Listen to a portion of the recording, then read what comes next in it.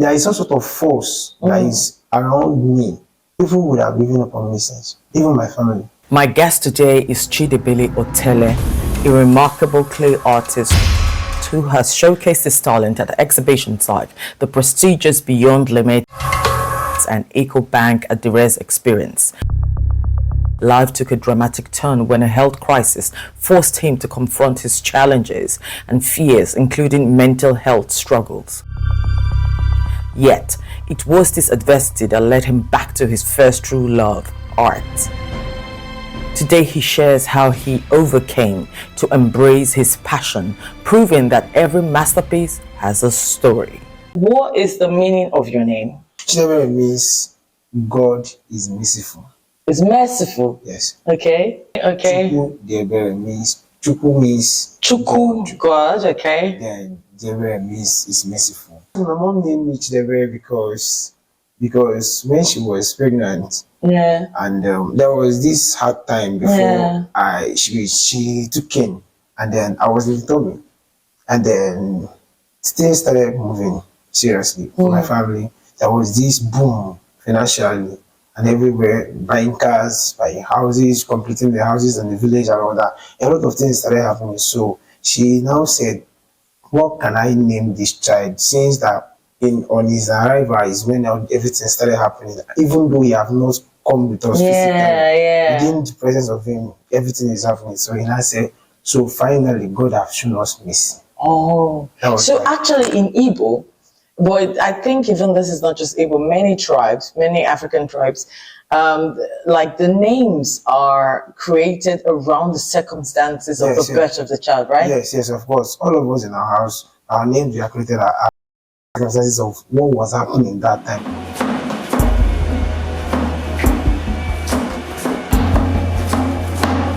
Did you study working with clay, or how did you come into this? I did not study working with clay up until I went to University of Benin. I worked with clay like twice when we were in secondary school. Okay. Like 2 times or 3 times. They gave us assignments on sculpture, we sculpted. And that was where I discovered that I'm actually good with forms.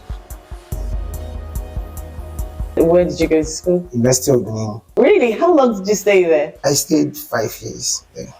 What were you learning? I studied Fire and Applied Art. Can you say today that attending that university was a foundation for your skills and crafts today, or did you already have the skills before?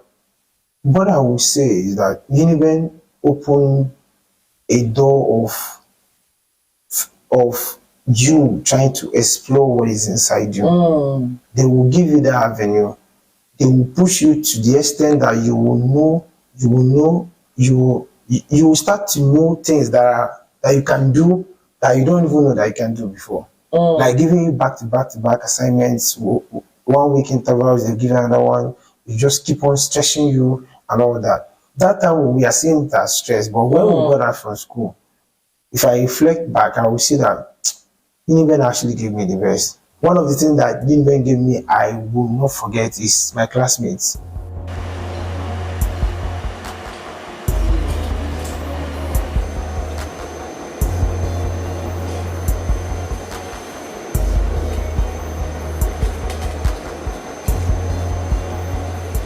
There was a time I wanted to go back to on 2022, yes.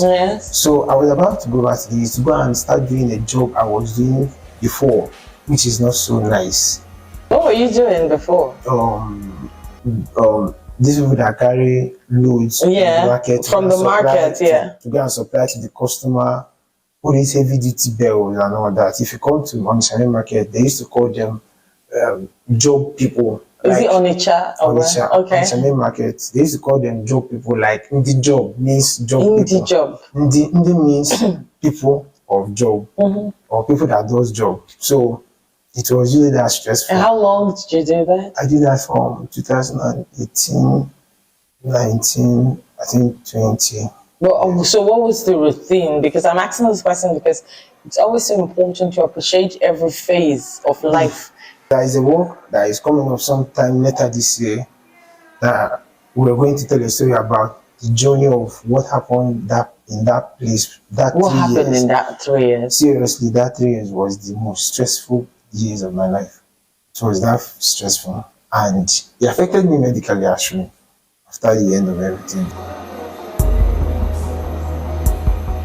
I was staying at home for some time. I was like, I don't like to depend on my sister for food and some certain things. So let me just easily get my money by myself and do my stuff by myself.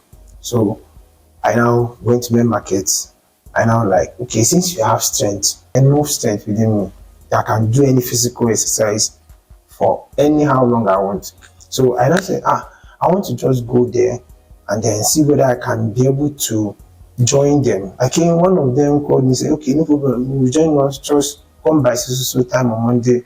They don't apply for anything, just show your face because it's what you know, what you have inside your body that can determine how much you can get for a day. If you have strength, you have more money. If you don't have strength, you have less money. So that was how I started the job, and it was really, really stressful. But I mean, each trip, even in the middle of the trip, you can pull your shirt and squeeze it like this, and a whole lot of sweat that will rush down like as if you are washing your clothes. That's to tell you the energy that is going out. Just one trip, we are just midway the trip. You have not finished the trip. To tell you that this thing is heavy, this thing is stressful. It was tearing me down health-wise. Most of them used to take some sort of substance to be able to withstand those kind of stress. But I'm not good with alcohol. I don't do any drugs and all that. So I use my natural strength. So the things sort of, it was really affecting me. But I did not know for a very long time. But I was just doing it, and they will haul insult at you because they used to see them as people that does not have any choice of anything to do. And then in that place, in that main market, they used to call those people Abakaliki. In the Igbo side, when they say Abakaliki, it's some sort of as if they are trying to tell you that you are not among the elites or the people you are not worth it like that. Yeah. At the end of the day, I found that once you are in a group of set of people, they will identify you as them. So I accepted that Abakaliki slogan. Identity. Yeah. So that was when I started enjoying the whole thing. Oh, really? Yes, I enjoyed it at some point. I used to make as low as, I mean, there is no market, there is no work, 4,000. Yeah, and that time. It was very good money for every day. Yeah. And when there is boom in markets, 11, 10,000 a day. But you will be spending more on eating because it consumes energy. You have to refuel at all times. And your food is going to be very nutritious because what is going out of you, you have to refill them to have energy more to go for the next day and all that. Sometimes you fall sick as well. Is that physical? Seriously. Apart from the insults and all that, and how people see us in the market, is that physical, and it affects the person that is doing it. So I did this job for 2018, 19, and then 20. Then I got back to Lagos again, 21. I fell sick because of the accumulated stress that I've already been. There is accumulated fatigue and everything. I felt really sick. I have to go back again. I've come to Lagos like 4 times trying to start this art. Yeah. Because I really want to do this art. But whenever I come back, one or two things just come up.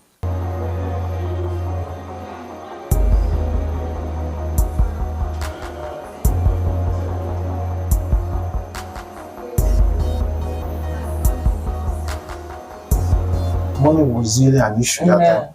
I had to go back, and then one of my classmates again saw me in an exhibition and said, Chidebele, we want to go back to this. To go and do what? He said, I want to go and start that job that I did before that was not so nice. He said, no, stay here. Stay here, come and stay with me. From staying with him, I started working with my former boss, and then that was where another guy that is from Benue called me to follow him to a POP job. I was in that POP job for 2 weeks. One day, sometimes when we want to mount the POP, it was like they will draw their lines, and then they want to draw the first line they will follow. And I will tell them, in my eyes, I will tell them that don't tap the line, don't draw it, don't tap it, because when they tap it, the powder the powder from the rope taps the wall and the line, shows. I said, don't tap the wall, just adjust it. He said, why are you adjusting it? That is not okay. Okay, they will tap the line, and then they will now come down and see that I was right. You should not tap it. You should bring it up to what I was directing at that time. I was that perfect in my eyes. So perfection is important. To see, I know when a line is straight and when it's bent, be it vertical, horizontal, anyhow I want it. So when I was straightening those lines and doing those things, I sort of remembered that this is actually how I used to straighten my work when I was working in school. I did not do art from 2017 down to last year. Oh, really? Yes. Was it because of the job in it was a gap of doing many things that was not leading me to anywhere.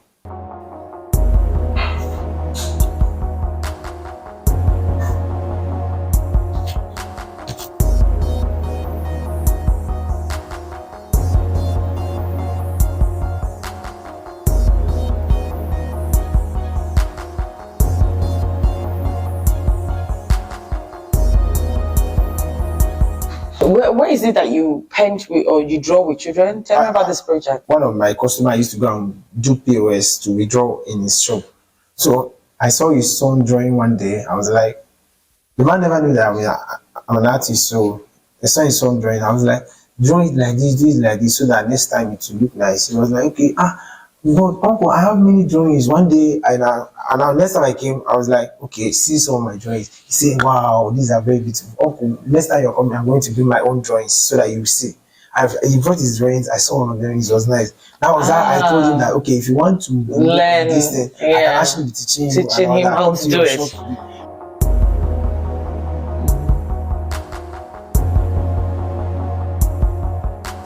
Is it like the experience that you had between like 2018 to 20, working in the market? Did that experience open your eye to see the situation of children on the streets in Lagos? Because I know that you did some social project teaching children how to draw. Yes. I think when I was working in the market, I wasn't really relating with children there. But anytime I find myself in where there is a lot of children in the environment, in the streets, I somehow try to engage them. What would you tell that 24 years old man in Unipen that had started that vision of that work? Now looking back, what's your plan? What would you tell that boy? I will tell you that next thing to do is just make sure you continue practicing. You wouldn't have given that space that you gave to do other things. That space was where you lost it. And then now it has taken you years to come back to that line again. So yes, but this is resilience, because sometimes if you try, you come to Vegas once, it didn't work, then you go back. The second time, the third time, I mean, people will give up. Yeah. At some point, even if not because of, I don't know, there is some sort of force that is around me and around what I do. People would have given up on me since. Even my family, they have tried. My brother, especially the one that is making me look like this, I've really tried. His name is Casey. He has tried very well. Why do you think your family would have given up on you? Do they think you're an art or creative person that does not want to find their way or do something serious? I have been missing the line for a couple of times, and whenever they try to align me with that line, it's one way or the other, something happens, I fall off that line. So do you think it's your fault? Most times it's my fault. Why? Most times because I've somehow made some bad decisions in the past that have really, made me to follow those lines that time.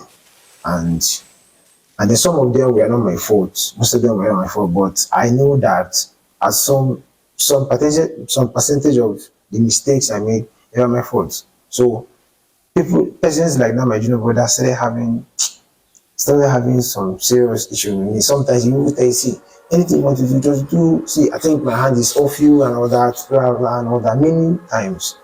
Sometimes I used to wish that, I wish we can go back to 18 what would you have done if you could go back? Now that you feel your purpose, right, with the art, you feel connected, you begin to find yourself back and ground yourself. Now, if you look back and go back to 2018, because I have these moments too, I'll be like, shit, I made a mistake. This is what you think you would do, but different, or what would you tell that person? I will tell him to, first of all, find a way to go back to Uniben and finish that 14 feet project. What is this 14 feet project? It's still unfinished now, and I'm going to finish it next year. I got into depression after spilling. Okay. When I spilled, What's spilling? Spilling means to spend extra 1 year. Oh, okay, yeah. In school. So I got into depression after spilling. I could not come out of it. That was the time my dad died.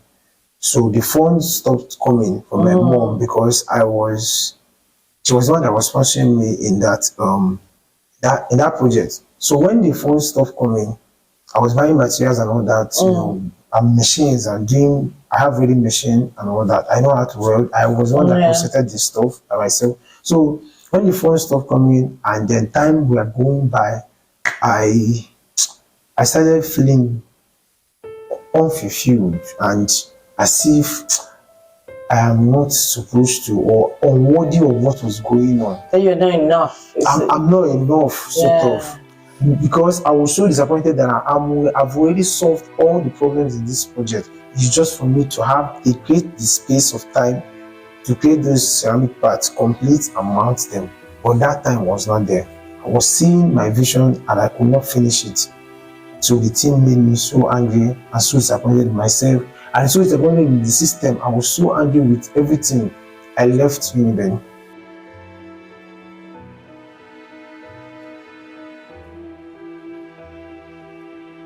One of the things that made me to actually remember who I was in school was one day there was this guy that told me that they went for an exhibition and they were like discussing, is like, we need some people in this place that are not here.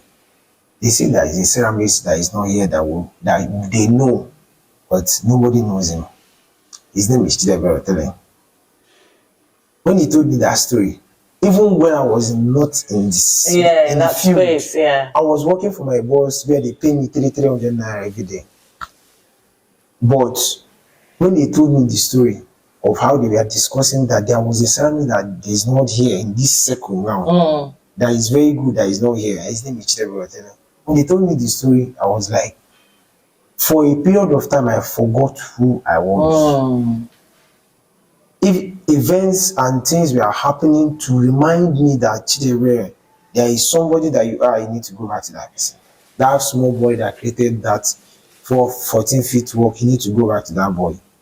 So I was thinking about this thing for days, for weeks, and it was really very emotional, seriously.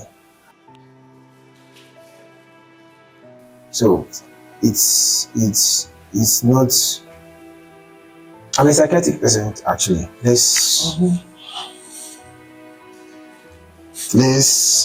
spell it out. Yes.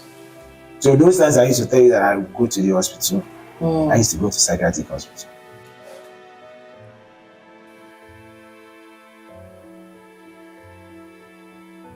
You see, this is my brother that is making me to be like this. It's the reason why I'm this fine. It's the reason why I dress nice. It's the reason why. You have tissue.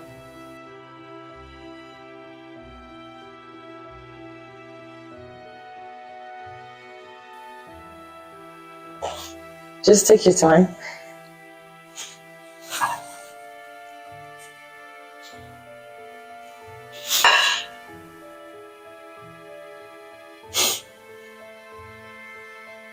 His name is Casey Village.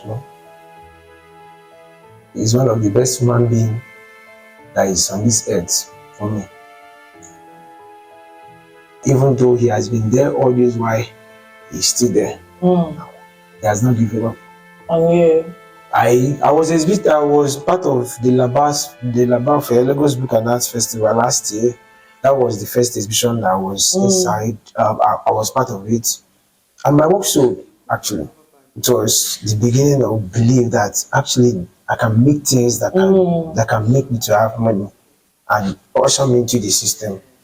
That was where he started being proud of that. Since that time that he has been in my life, supporting me, that was when he now started being proud. Small.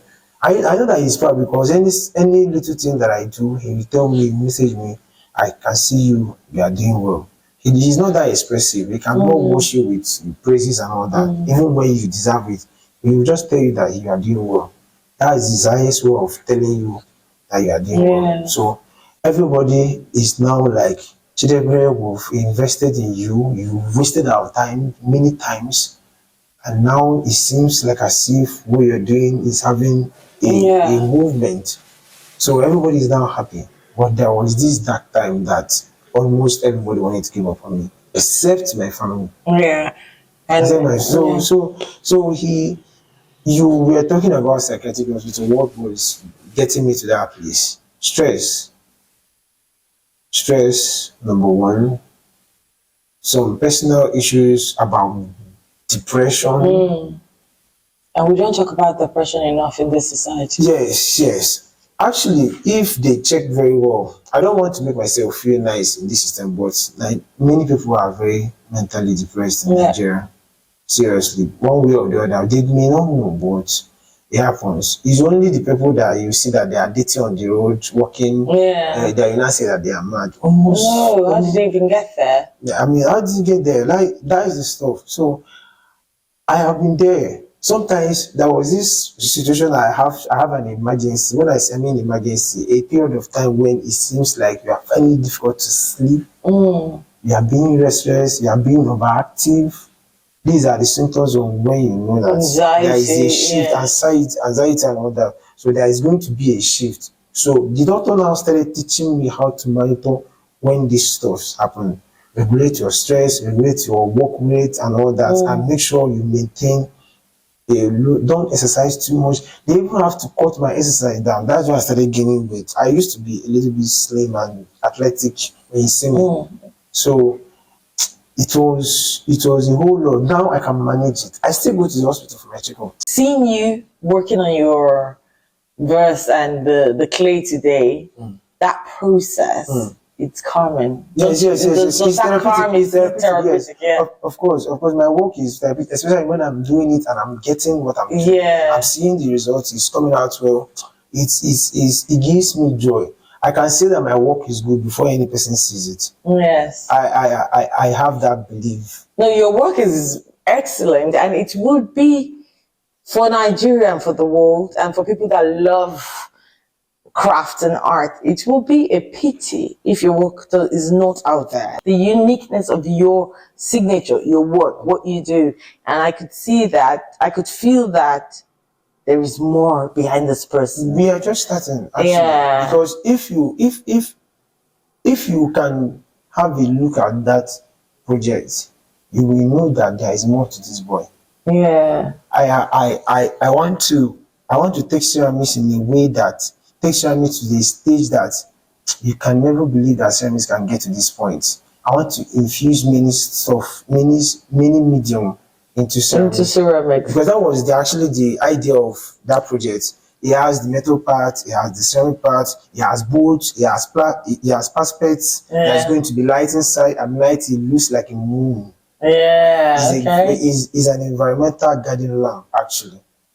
When one sees your artwork, you know, you can actually sense that this artist has it's playing around with architecture and, you know, and lines, you know, and even numbers, or like, you know, this different shapes that you put into it, these fine details. Did you want to be an architect? Yes, I wanted to be an architect. I wanted to be an architect when I was in secondary school. So when I was coming up, I bought when we were coming up in SS1. Yeah. When we used to choose section where you go science or art when you are entering SS2. Yes. SS2, yes. So when we were about to do that, I found out that I was having very serious issues with chemistry and a little bit of physics. So, but I wanted to be an architect. And then they say you have to be in the science class. Then they don't have social science. Yeah, okay. So okay. you have only science and arts. So, and then I was having issue with chemistry and then physics. I was not that good with chemistry. So that was how I now switched to art. So once I switched to art, I could not do the architecture again because I have gone off physics and chemistry. That was where the dream of being an architect stopped. So I since I do not do the architecture now, the only thing I have to do is bring the architect that is in me in whatever it is that I'm doing. You are someone, you've got all this talent, all these skills, all this, you have this knowledge, this thing that wants to come out of you. Yes, of course. But the space, Nigeria, the ecosystem is not really there to harness. Like that residence is an example of something that can harness what is in you, right? Yes, but the residency doesn't go forever, right? No. And you have to grow above that space. But the space seems not to be there for people that are genius like you to really express yourself in your work. Yeah. How does that make one feel? Like, what will you tell young people now that maybe one of all these universities, a fine arts student, they are thinking like, I have all this, I want to do this, I want to, but they don't see a way forward. Yes. You've gone through this process now and you're finding your purpose, you're finding your way. So what advice or how can you tell them what steps do they need to take? How do they need to view the situation? What do they need to do? What I will tell them is that they have to work with the space they have at every given point of time. That was the mistake I made. Okay, tell me. Because I started working with the space I had when I first came to Lagos, I would have found your way. Yeah. Found my way somehow. At least I would have been bringing out something for you to see. It's because I do not have a space. When I started working early this year, I went to my friend's studio to work because I needed that space. So any kind of thing I have to do within the space that I have, even if it's very small, do it. That small will lead you to the bigger size. The bigger size will lead you to the biggest size. So at every given point of time, with the space that you have, because that space, if I should wait for the kind of space that I want, I will not work in that step. I will not even have to be going through that back pain or bending down to carve these things. I will look for a professional standard setting of sit at the table and turning to work. But there's no turning to, I turn the manually with my hands and all that. And someday I'm going to have those things. So just start. What you're saying is they should start with the size with what you have and the size that space can guarantee. Yeah. The advice I'll give them is work with what you have. The internet is there, the Instagram is there, put it out there, bring the picture so close so that it gives us the details of what we need to see on Instagram, very clear and all that. Once the picture is there and all that, one way or the other, God will find you. What is like the most essential thing that an artist like you need? Because when we're speaking, you said you had an assignment in school and it took you about 3 days to think about it, right? Then when you're telling me this, I'm thinking like that means you need headspace, yes, like free from worries and all this. Is this so important?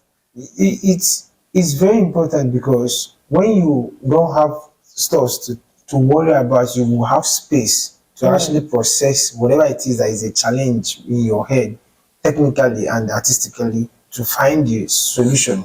Sometimes some people even go out and go and drink just to solve their problem in their mind. Some people like me, I will go to the beach, watch the sunset every day, and look at how it goes into the horizon and every day.